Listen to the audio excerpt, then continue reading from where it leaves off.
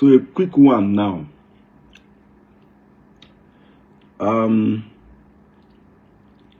This saga of Ogechi and jpac.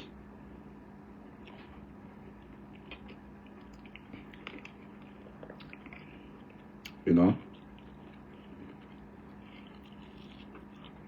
for me,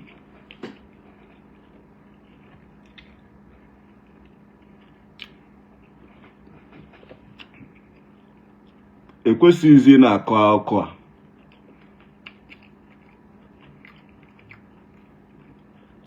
And the way Ogechi is going, if care is not taken, you destroy reputation jpac like forever on social media. Even I na-ekwu all these things, I go dey chop my eba. They talk on this life. And you go do nke wonni. Owo nke omu ame.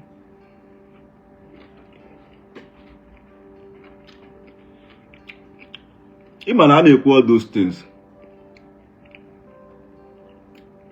Some people will not understand where all this thing is heading to. Some gonna feel an ordinary saga. Tochukwu, my man, veteran, how far now? Some get feel no ordinary saga. I'm strong. Where am I calling people Eberima? Eberima is not an insult. It's just sometimes most of you take life too serious and try to misyam. Greetings from Regina. Keka Regina met today, bro. I don't know na chi buru inside that. So back to what I'm saying. You know the way these things, all these things are going on now. Some people any feel no ordinary saga. Well, he only meditate jpac. Where he give up jpac now? No. Especially now, Ogechi is dragging all these people who Messiah endorse into all these things. It's not a good one for him, jpac. Forget he had on social media. Trying to saga, trying to tackle each other, trying to do this one, trying to do that one. Oh no, I can't wake up one day and start wishing anybody bad or anybody's downfall. Or can mechie bi sierini. Mechie bi sierini omo agenye gini.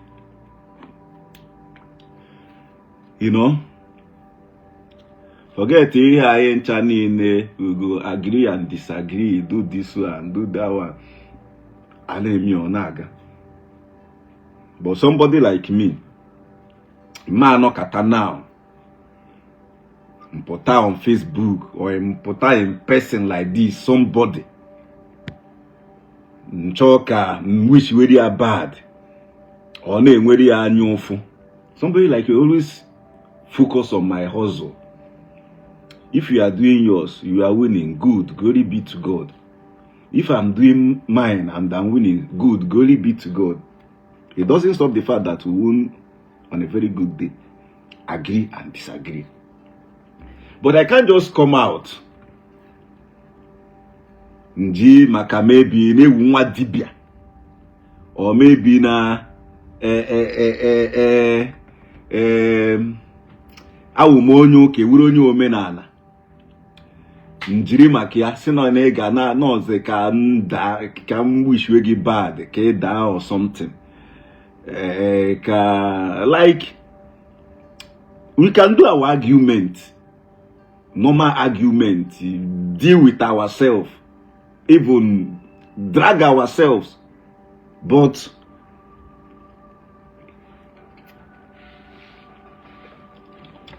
I can't go that far to and make you. But then again, sometimes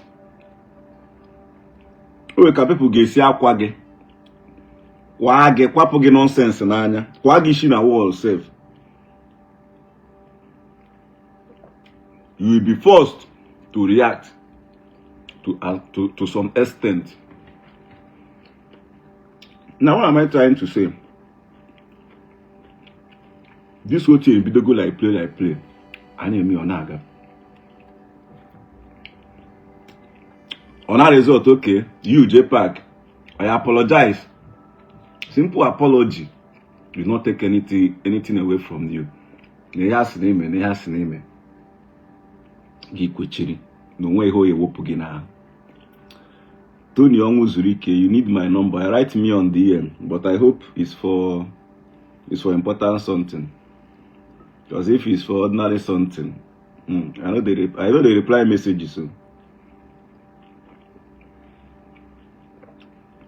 people just swear for me like crazy. As I did like this, all these things on my phone.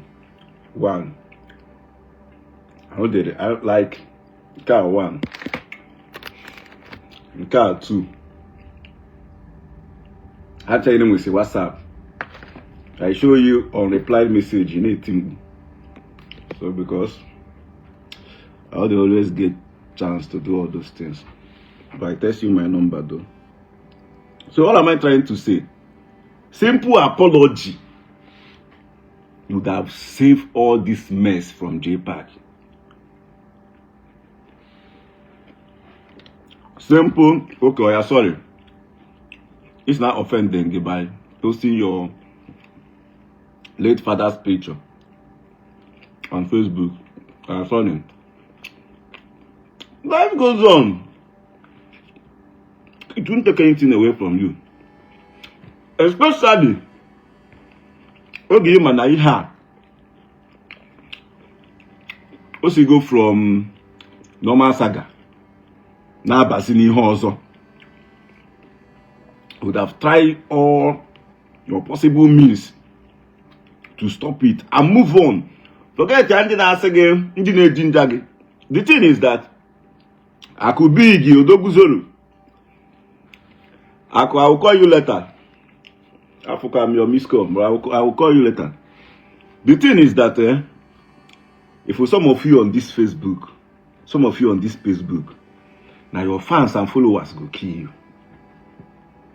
You see, or should I say some of us? No, not even somebody like me. As I did like this now, somebody cannot manipulate me. Nobody can manipulate me. You know, I say ride on. Even for now, I need destroy things that has to do with one or two things. I say, don't apologize. Oh, why go? How can you do this?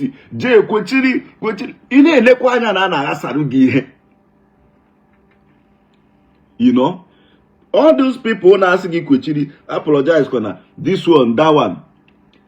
Ego neka haya tu wenyegi.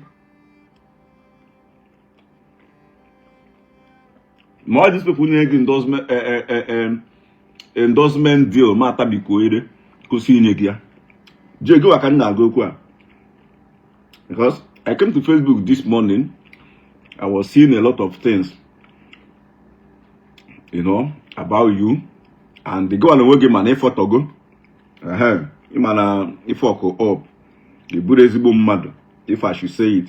And then I see Buddhism mad based on your personal life. I'm actually like that, you know. But judge with what we are seeing here on social media, and they say Nabia from you. You need to amend your ways. Go out with jpac.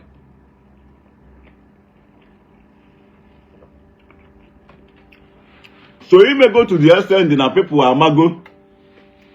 This is the kind of life you live, and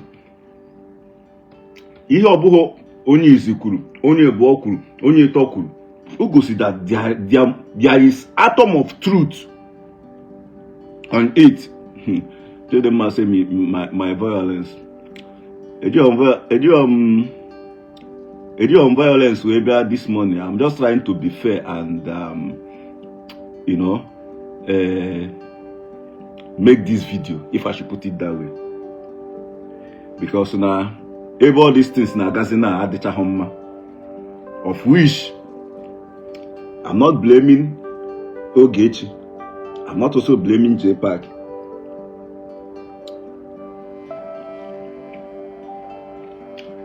Everyone made their thing. My own is that I can support whoever I want to, but what I won't support or try to deal with is so that is the thing. But when Ebensia support to jpac well, I mean Ebensia blame me well is that when you get wopia na ahu, he apologize to Okeke Njaka. When you move on, that is only place in the blame jpac. I'm not blaming Okeke Njaka. Even me too. I enjoy the saga.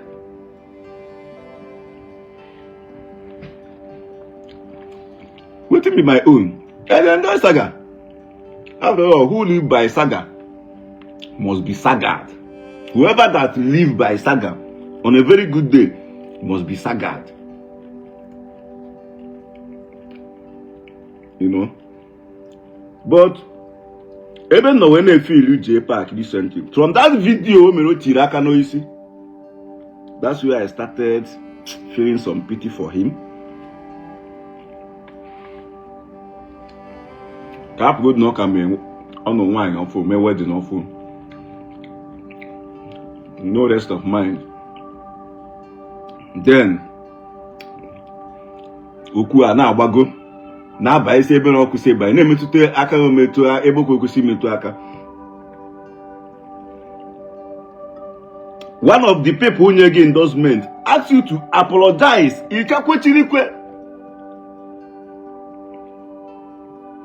Meanwhile, if only had a maybe silly gear, if I be here, maybe silly gear. I need your media. Thank you. Okay, let me just take it.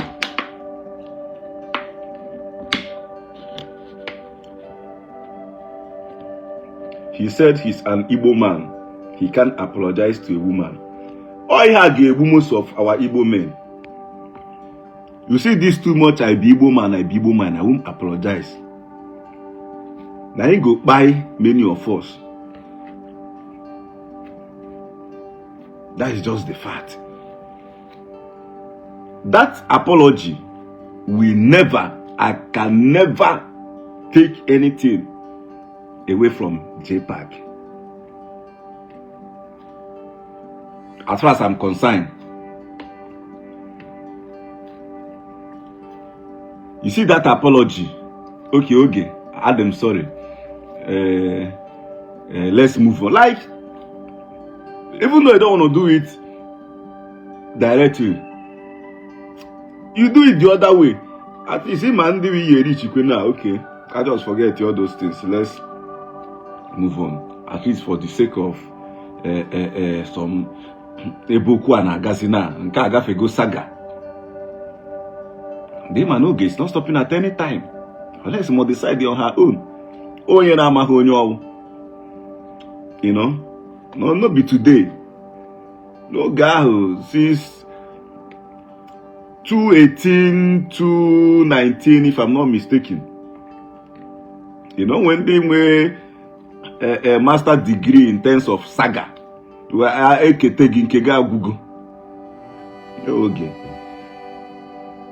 And the away guy back again. I want to call on Facebook.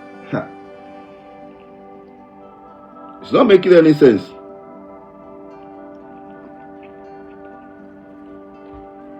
So what am I trying to say?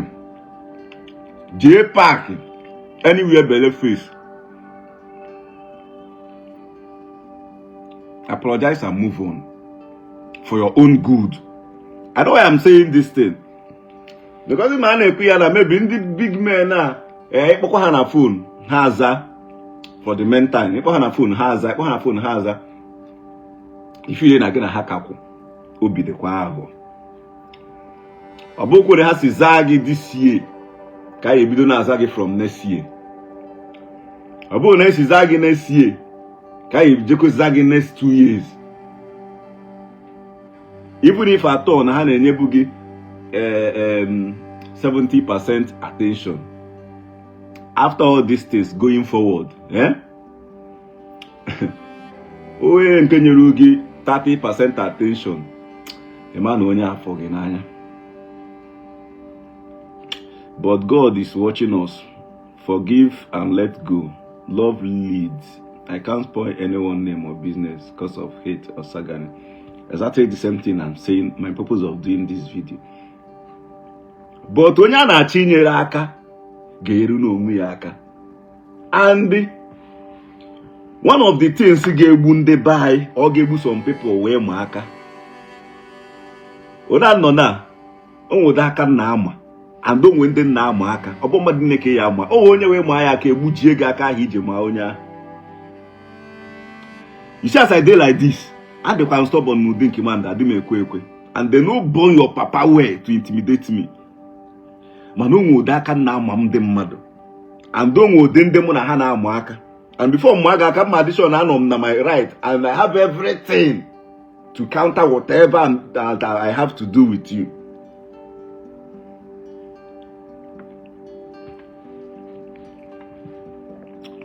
You know?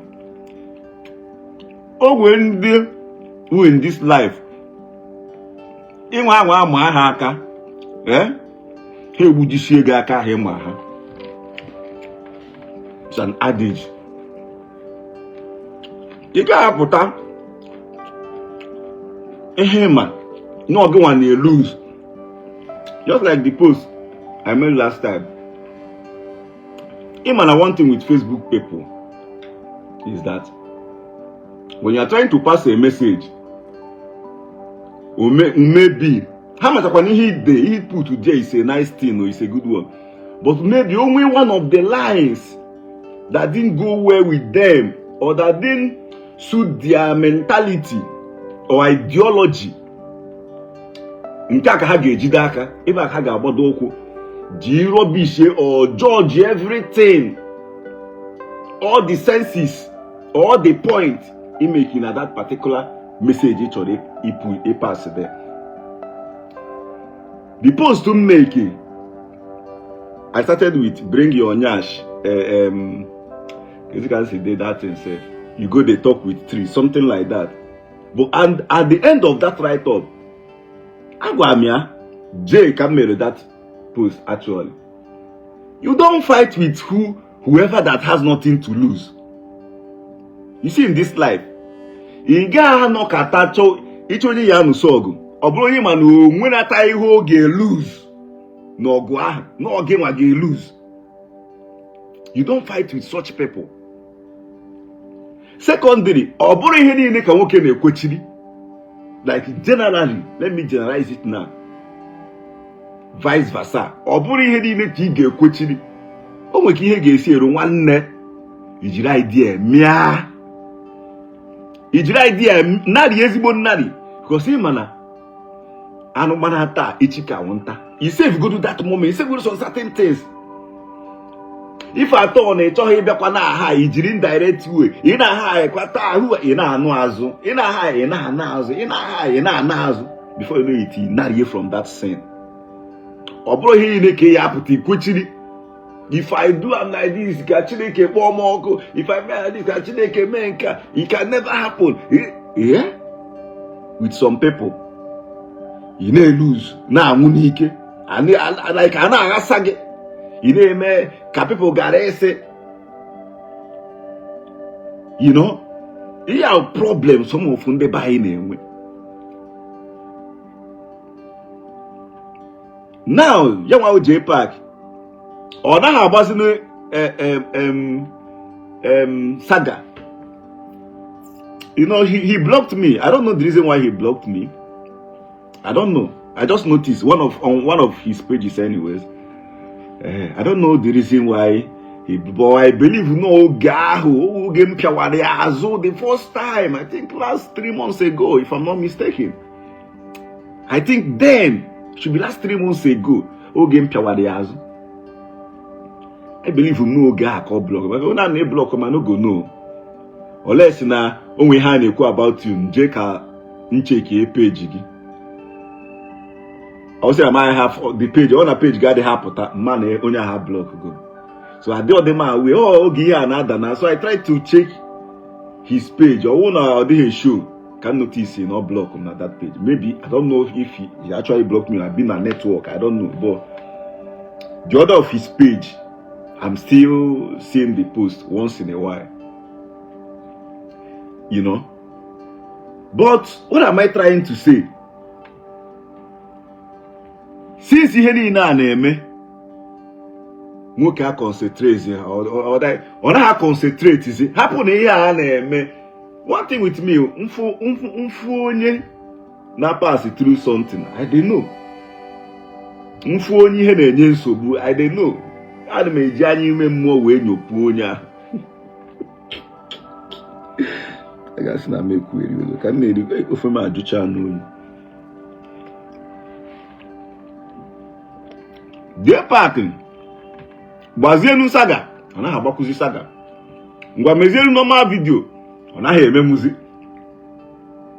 like emecha iji gosi na ihe a na-egbu nwoke mmụọ but why can't you solve that particular issue and move on, especially oge a chọrọ ime peace talk I think last week.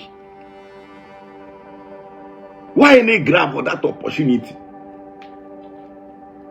It happened, ride on. When you get make it ride on, man, why you get to apologize here? You never did that.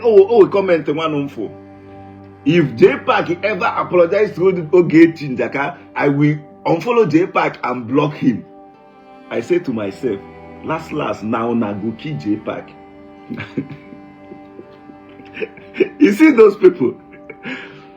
Those type of people that say, if you ever apologize, if you ever do this, I will, hey, you don't say you be this, you don't say, now then go finish jpac, pata.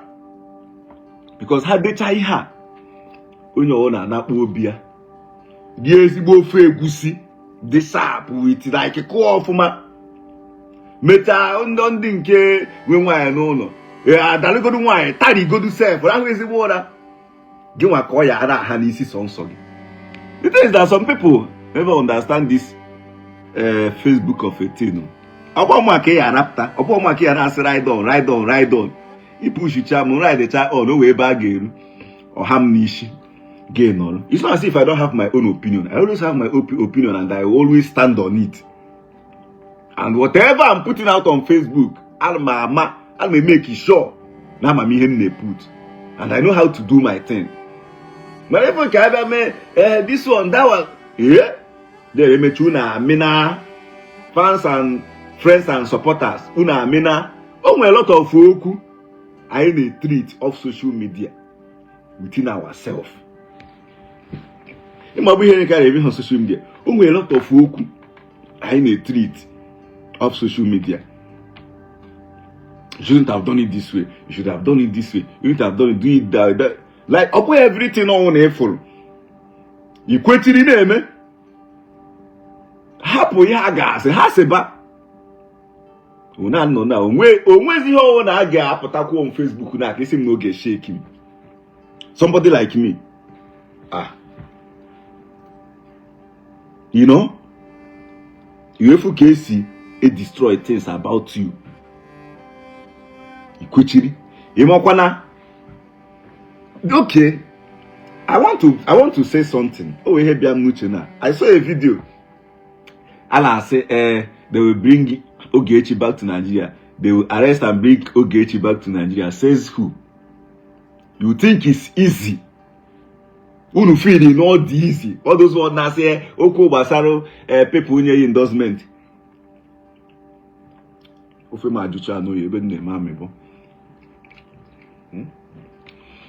When did I say, or drag one DJ endorsement, they arrest her and bring her back to Nigeria? Says who?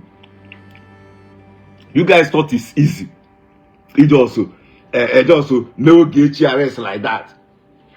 See America, but I tell you in Nigeria. Says who? The thing is that if for Canada, I always say that Canada is a junior brother to United States. That's how I always put it, because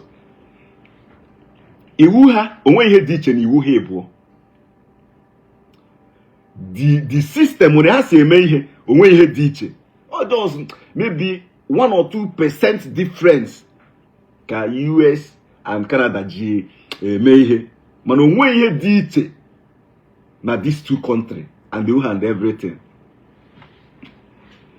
Canada eba no cause some switch has to deal with security and system, government and other things. Cause some name. It take him 3 weeks, or rather, it take 3 weeks. Kuzera ihe basaro the rules and regulation, the systematic of the country. You need to build all the country. Right of the citizen, right of everything. Akwụkwọ haka Bible. Ị ga-agụ like a maro ihe nọ na the obodo. A kind of policing stuff.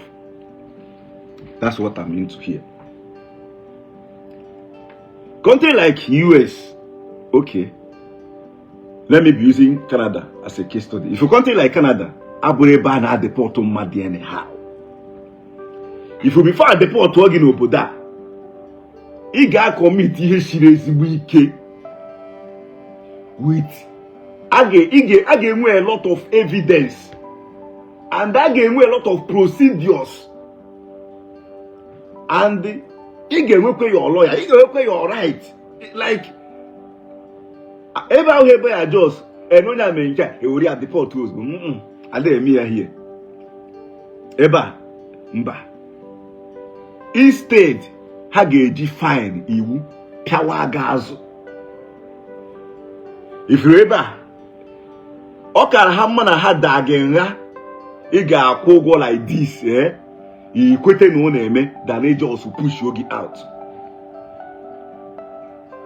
That's one thing with obodo nọ na. How do you deport anyhow? Then, ọ bịa bụrụzi ihe gbasara this one and that one. Oh no, okay, all these things now. No, okay, with yourself. jpac is at fault. One, he supposed to picture mother anyhow. That was equal obodo. He would picture at 20 no, or has to give post to. If I thought no, I'm always video. I'm asking more today or the other day. He come for the video. jpac say I get the party. I may have it. It's possible. It's not possible. Yeah, man. Sometimes they may not watch you for the reasons in the buy. On a more put on Facebook or Queen Coma. I get the portal. I get menka. All the all like that here. Only because somebody na Jimo Weben no na Weben no money on live video. I think yesterday. Can see Oro Abata. Weben no name video call. So the guy money aneku. Na sim so na wire. Na wire electric in Otana Street, Canada. No chukwe na sinada for wire electric. Na wire ona ima na kona. Amugide mamu. So now why all me high tension now? This 4 face here na not saying about na. So the guy was so like why? So now why the chana Canada na why na chana street? Each national why na didn't man. Each national why didn't man why. You see on yesterday, all those things will say. That's why it's good to always make a move. It's the other geffo. It's great to get no. If you can see a work, and not by then say. And don't hear they won't they buy. You know, making them to dwell so much on stupid things, especially this social media. So what am I trying to say? If I thought no, Kiana Chiazuna and Yama jpac or whoever, no, the petition against Ogechi came. I will not go get Yama respond. Young maybe go na jpac post to pay on pair without her consent. jpac not into trouble. or which not criminal offense under the law here. Feasible offense under the law here. So ya na akpọ kesi asu ya boy Igbo. Uma nne ha gari like this. Adem amachazi asu Igbo. Ma nne ha na burger. Umu ihe burger. Ma kesi asu Igbo. Mana ihe a na-akpọ ihe a na-asị na case wo death on arrival. Onwe ihe na-apụta dị. Onwe ihe ọ na-apụta dị. Somebody is saying, are you perfect than jpac? Nobody is perfect than anybody. And I'm not here to issue only the perfect, only the perfect. What I'm trying to say is that jpac, if care is not taken, will be destroyed completely by ogechi. As far as this social media of 18 is concerned, if care is not taken, that is what I'm saying. And yet I say I don't apologize, don't do this. I need ginger, you know, when you game for those na they will not do anything. They will still continue the one obi diao. Only from now, game abo case for this man. Can you go as a case study? No one had done me here since.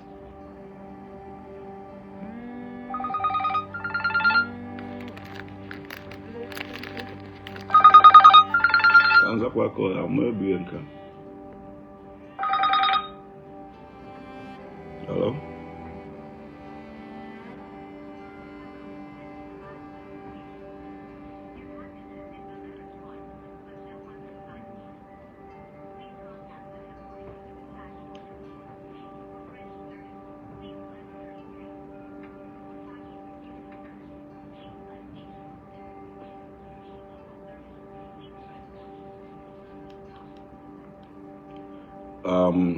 Kindly give me a few minutes. I will get back to you. Okay.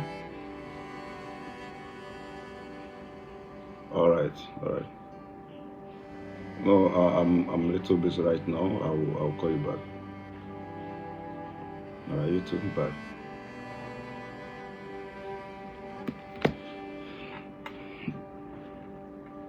Kezi henneku se feche fugo me henneku. Can you guys remind me what I was talking about? Okay, the last thing. Okay, I'm trying to use someone as a case study. This Ezigbo Obi Angel Sam. Can't you preach peacemaker and love? Other tribes are mocking us and laughing at us. You think it's funny? Hey brother, in a case whereby you want to make peace between two people and one of those persons are trying to make you look stupid, like trying to, you know, scatter everything, if I should put it that way, what will you do next? You move on. Yeah, just move on. So that is by the way. Nobody is I do I'm good at this adage, and if I chop guy like this, I don't know how to speak grammar, you know.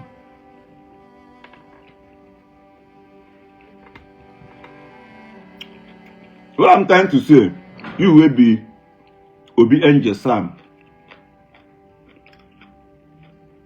When I know now, oh my guy, oh my man, I know in a good relationship. People pota or recently people pota. Now accuse him, now we pirima. Okay. Let me not use that one as a case study. Let's say now, oh my guy, oh my man, I'm gonna get into a good relationship like manchi, you know, stuff like that. So people put that, na na kekwe na-akpọ m na phone ka phone na nji eme life na akụ na-akpọ m chegodo mbiko.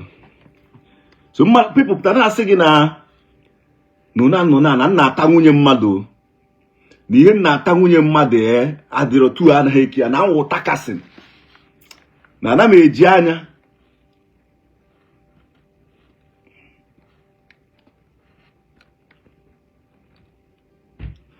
eji anya afụ nwunye mmadụ. This Obi Sam, I think Angel Sam, my guy ka iwu my manchi onye nke izepụta si na ihe nna ma awata nwunye mmadụ. Onye nke Igbo pụta sị na nna this guy na-ata na nwunye mmadụ onye nke izi ka onye nke Igbo ka onye nke ịtọ kwuo ya. And ihe ahụ ihe ịtọ kwuru bịa hichaa ofu ihe. Gị nwa bụ Angel Sam, on a very good day na mụ na ga-enweta onwe anyị na room with nwunye gị. Obi anyị akawo gị ka ị hapụrụ nwunye gị na room ahụ wee pụọ like gate aka jee somewhere like without thinking that na Okeke ta my wife. Gwa onwe gị eziokwu. Even though na trust masị your guy, but you see all those things people na-ekwu na ọbụma na-ata ihe ọ na-ata na nwa tu adịghị, especially nwunye mmadụ ihe ọ na-ata.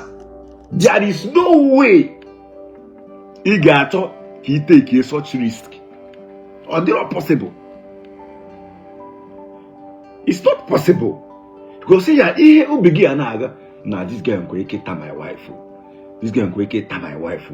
Ọ ihe na-eme between ihe anaga n'ihu ebe jpac. There is no way all these people na-enye si ya obere business to do. We still trust him 100% going forward after all these things.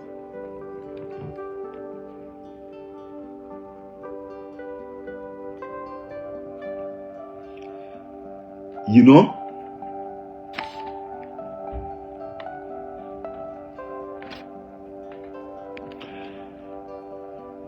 Say both of them are brothers and sisters. If jpac can ask forgiveness, Madam Afochazozo without my eyeglass, then live for God. That's why I love that the book will be preaching and open heaven. My brother, it's not about that is preaching. I also made a post regarding this same topic. You won't how are they calling itself? You wouldn't expect everybody to go with Evangelist Ebuka Obi's teaching.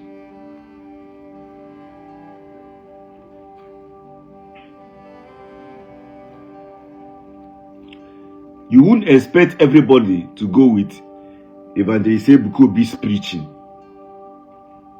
When you even talk about all this whole thing, I may blame jpac. That's why Njukwa Piaweazu.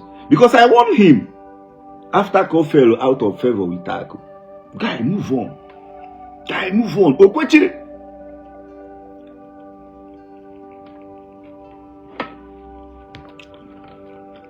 Tuepe. Njoka. Zion. Njoka. From there. Audio Binolia. Audio Binolia. And this one. That one. No move on. Maybe this whole thing I name. You know? So when you even talk about forgiveness,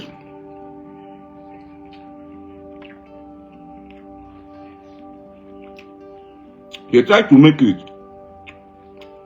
between them. Still from him, here can you put off social media. I want to their social media. Now, but you put certain things.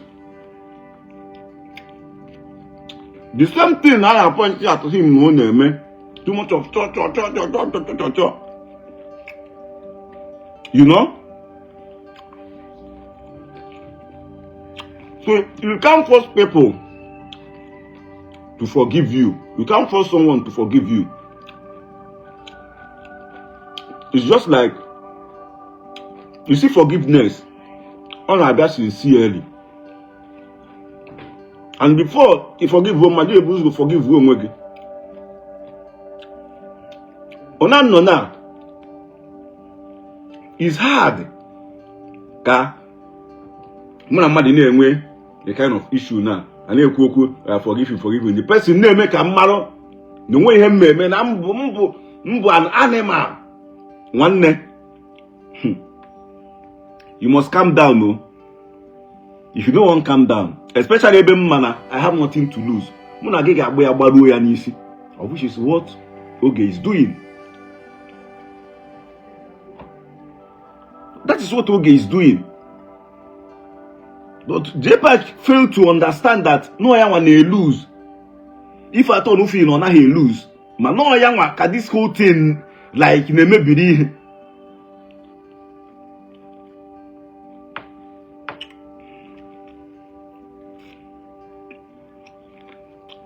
You know?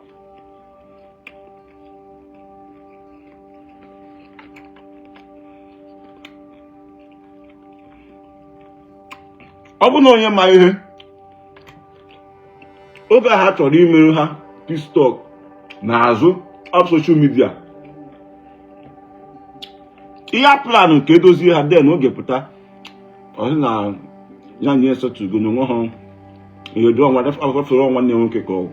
jpac takwasị na ya na oge setụgo. Nso nwanne nwoke ka ọ. Mvu onye ọ na-agụ arụ nwe.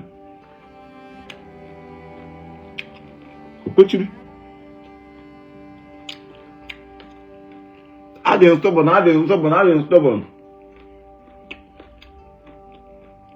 Obugo many people.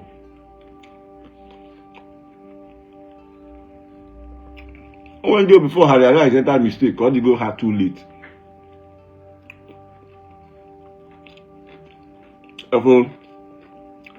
Too much of unquestioned at the home mind in a way.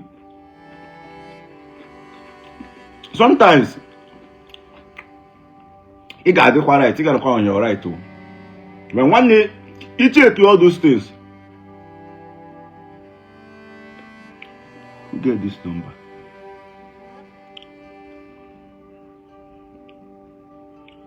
You get this number. I don't have this number on my phone, and I have an appointment today. Can I go to self?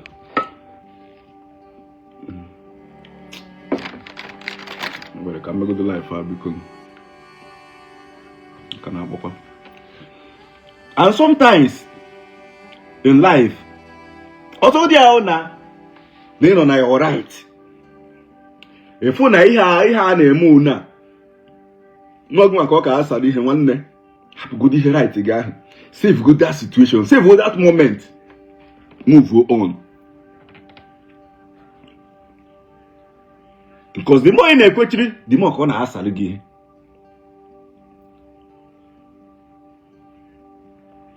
You know? The same young one I say, Ndioka.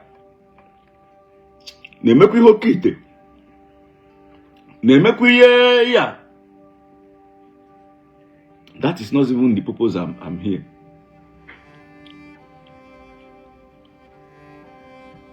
One thing he failed to understand is that any guy your owner, not even any guy your owner, he only name no make their way that batanaka or forgive the situation, again and wine na maka.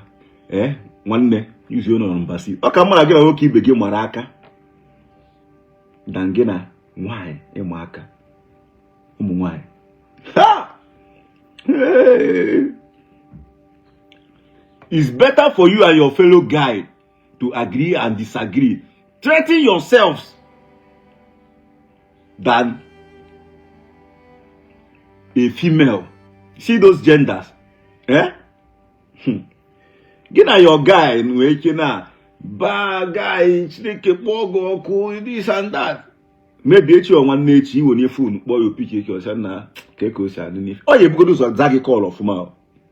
If I do come now regarding that thing, yes, I forget that I'm okay. He do okay, you see the too much. Now you know, yeah, for her said to go along with her.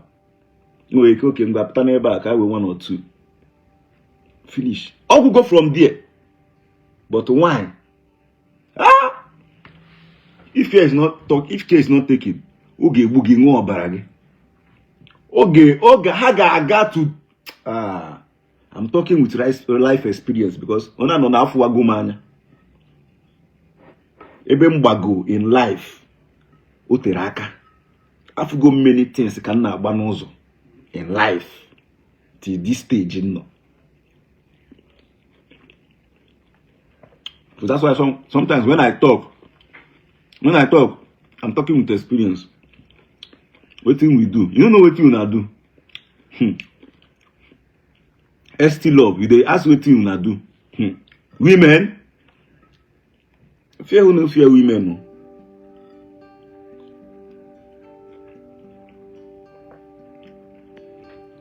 Why in Obi?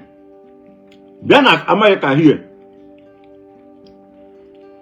You look at a lady got Kobe.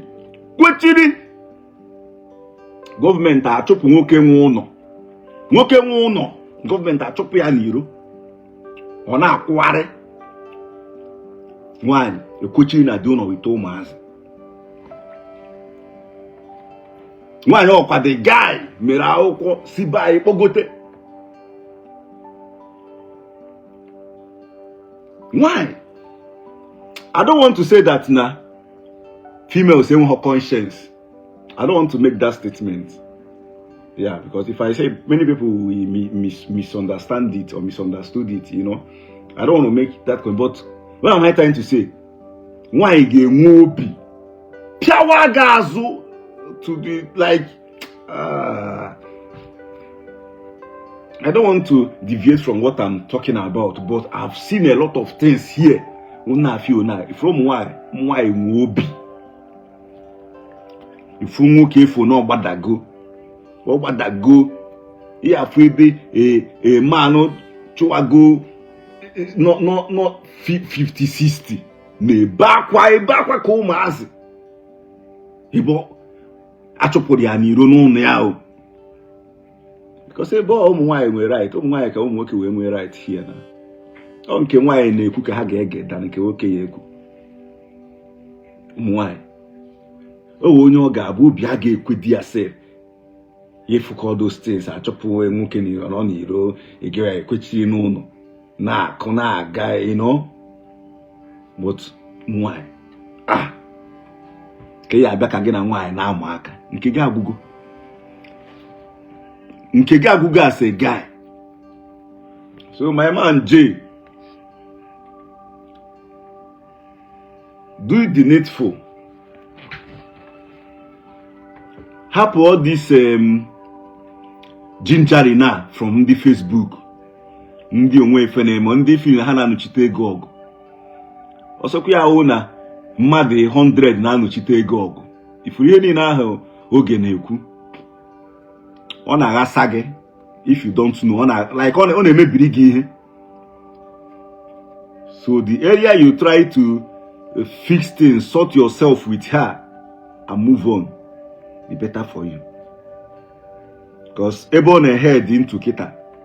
After I'm gonna drag one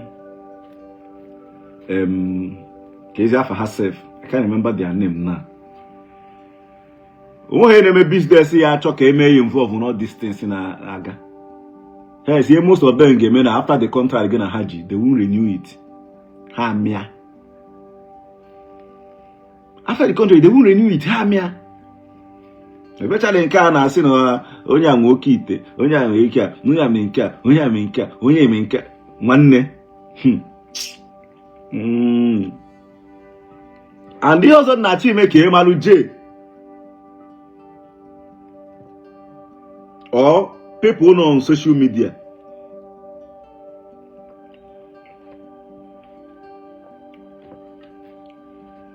Sometimes get a man na-emekọ ihe. Ị na-wonder ka ha si know some certain things ha na-ekwu about you. Ka ha si marụ. Ndị mee ka ha marụ. Your friends, on the people wants your friends, close pals, who are your secret. emekata gị na ha fall out of favor. O nwere ndewo ndị abụrụ ọnụ bụ ihe ha na-eme o ha ka gị na mmadụ na-enwe issue for them to get at you. Ha esi n'azụ meseji onye ahụ gakwa onye ahụ si onye a na ihe mere oge eni ọ na ihe gwara ha oge eni na evidence ha send yari onye ahụ na-ebupụtezie ị na-eko if you this Facebook ahụ gbere nwere eme abịa mbọsọ m drop ọrụ m nka with clear evidence o onwekwa onye si send arụ m na abịaghị m ịpụta here ka how do I even put it safe mbịa mewe ka ọnwa saa mmadụ mee all this one mee that is not where I'm here for. Ọ gafecha ha na ihe Christianity Jesus Christ ama nọ ebe mụ akwụchiri. Then secondary ụmụ ihe obere saga agbachara obere achịkwa na-agakwa like anọghọ m nọ ka a na-eme mee nke emehụ nka. But am I trying to tell you all because some of these things oge na-post this one Gmail ID ị na-agụ true ọ bụghị gị nwa nyere ya direct mana onye nyere ya oge mbụ gwa ihe dị n'oge mbụ dị na onye ha nọzi on a good term nyeziri ya kịta and ọnụ ka ekwu ka ị n'ọnụ onye osepụta ọnụ gị ka osepụta. That's why in all these things it's their fault because of too much church. O nwere ka ọ ya maka ị na-agwa direct ọwụ your close friends oge ahụ gị na ha na-alụkọ ka ị na-agwa na-egosi ya onye a dịka eme onye a na-eme like this onye a na-eme like this onye ihe na-anata na ha na-enye ya gị nwa na-eko ị na-agọzi ọbụkwa gị nwa kwuru mana ọnụ gị ka o si pụta mana ị gwaghị ya direct. So that's how it works. So you can feel evidence adịghị the evidence wụọ ya like this here ọ na-akọrọ ihe afụzi ọnụ ya eji ekwu okwu ichewezie but onwere oge mụ na oge kpara ihe a na onwere oge nyere ihe a mana o nwere ya ọgai ịgwarụ onye gị na ya akpago ihe dị agha ya arụ dị ọrụ. So the best thing is to fix things and move on. Edigo m gari almost 1 hour already na question fa ajuchakwa no yourself mụ na dey ri ju oyi.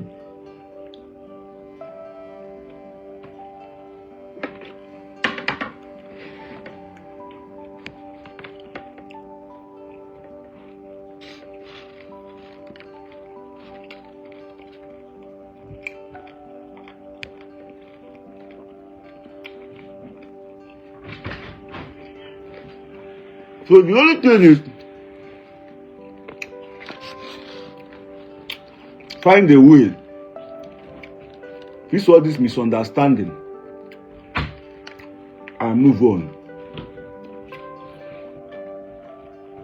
Business and followers are dropping. JPAC, do the needful and avoid more damages on your business, according to Obi Angel Sam. You are working out truth and nothing but the truth.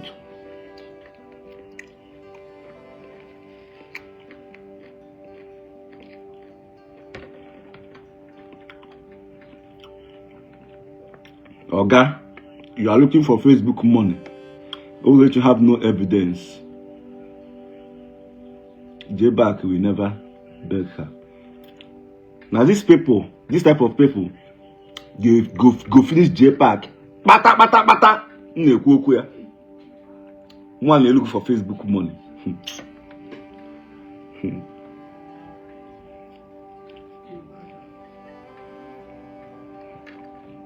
If I'm looking for Facebook money,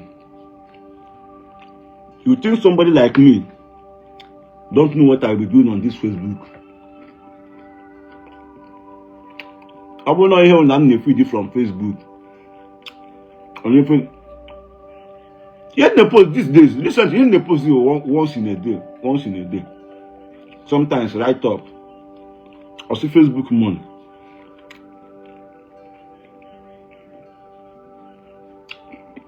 All I can listen about some of you on. If you use social media, I have some of you on.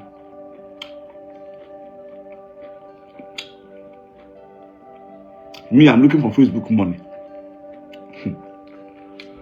Okay, anyway, everybody they look for money. But that is by the way. What I'm trying to say is,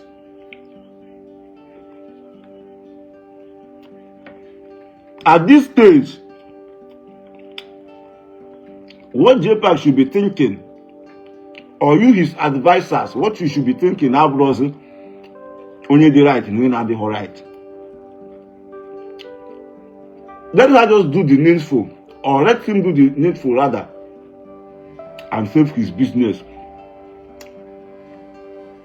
Save all these things and Saga on his side and move on.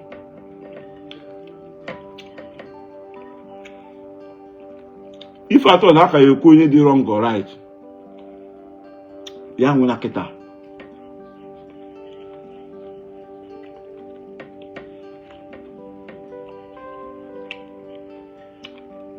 you know, that is what some of you should be saying. Operator when you the left, we the right. Another the business is here. Nemenka. And the one way in evidence are there. Evidence there. There's evidence there. Facebook and the Facebook people. Fear them. And like I said earlier, you get free now. You want to head. No way further. But I got show again something. Onwelu, one popular blogger. Never come for clear sometimes. When I make his stay, nah, you know. Oh, a video I told him one day. Ebo boto. Aka na-asụ ụchụ amanụ ma ọpụtago ka ọpụtabe aka na-asụ ụchụ a na-arụrụ ọrụ mmụọ ọ bụ ọtọ aka na-asụ ụchụ a na-egbu ezi ọkwa ezi ka na ezi I think na ezi ogbu ezi na-arụrụ ọrụ ụchụ a popular blogger onwe ka nsi bịa kwuo that thing now or post on my page kpọọ afịa o nwere ike deny ya. Some of you ga-asị m na asị m post to evidence. O nwere ike ọ na-asị na evidence ahụ adịghị because ọ dịghị possible na m ga-enwetenwu that video ebe ọ nọ gbara ọtọ a na-asị ya ụchụ a na-egbufu ọbara na o nwere ike ọ na-atị nke ọ dịghị possible na mma amanwụ something like that. But ka the videos wee bata m aka ọwụ na ọka m kwuo ya na ọ gaghị believe dị n'ọya ọ dị possible that video bata m aka. So gị nwa na-asị that she have no evidence ya post with that evidence. Don't be surprised na o ji ihe dị more than evidence. And because he wanted those things ọwụ na ọka ọ gwa gị ya ị ga-amakwa more close people. The inner caucus. Ma ọrụ ndị na-asụ adịm like ị na-asụ Igbo ma mmiri gari like this. You know? All ya would the people no kwa closer or once no kwa closer to J anywhere belle face. Geji because na ha was in a good term. We release ye those things to onye ya na agbawo currently. You know? So when you even talk about evidence, even evidence is as easy as ABCD. If you don't know that. But whether evidence or no evidence, obi diawo. I use something as a case study. I got a patara na sege na nwe ekperima. Nihe nnezu na tu adeke na nwe onye aka na ba o onye aka ntutu. Aputechi na iworo ego. O ebido ego. E hapum. Imenwo ma ala o kan nọrọ ebe ahụ wee pụọ. Obi gị ya na-agwa gị na ọkọ this guy wee ekperi maka ịchọrọ ịhapụ n'ime ebe a. O yezukwe one or two things. You know? Na ụlọ ka apụgo ihe gbasara evidence adịghị asị ha. Obi dị aghụghọ. Onweghị all these people, all these big men na-enyesi ụmụ ihe business a. Ị ga-asị na you mecha trust we are going forward. You mecha trust we are going forward again. Nihe basaro business. Ha na-enwe two mind on this guy nkwe ike ime ha nka, this guy nkwe ike ime ha nka. Ha na-enwe two mind whether you like it or not. Uwe ga-achọ honor with jpac again. Go on certain things. Okay, all the kanka asking na kezi afọ nwoke nwe okporo afa na ọ na-ata nwa na-eme oburu nwa obicha ha nwa ofu. All those men ihe ha na-ata na nwa Chineke ekwe n'ihe ọjọọ. If all these big men still na-akpọcha afa na onye nke atọ si na ọtanbe ekwe nwa ọnụgokwe nwa aka ya dị ifu ndị anwa afọ ihe ha na-ata na nwa tu adịghị ike ya. Mana ọ gị na ha hang out ka ya ama a na-atụ nwa.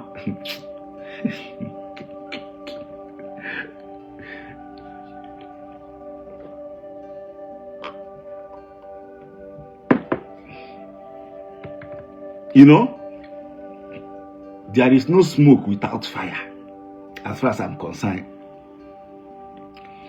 Ogechi can never be 100% wrong. It's not possible.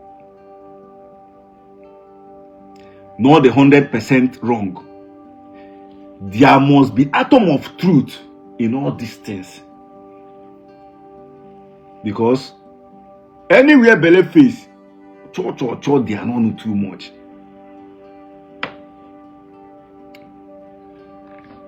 You know? So let's say all of them, funny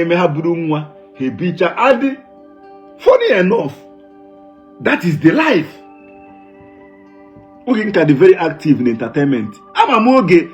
Oga ne bute chen myself for me. I'm out like I don't know now order one. I'm not order for me. No one business. I won't know go na alarm emo dey here. You know?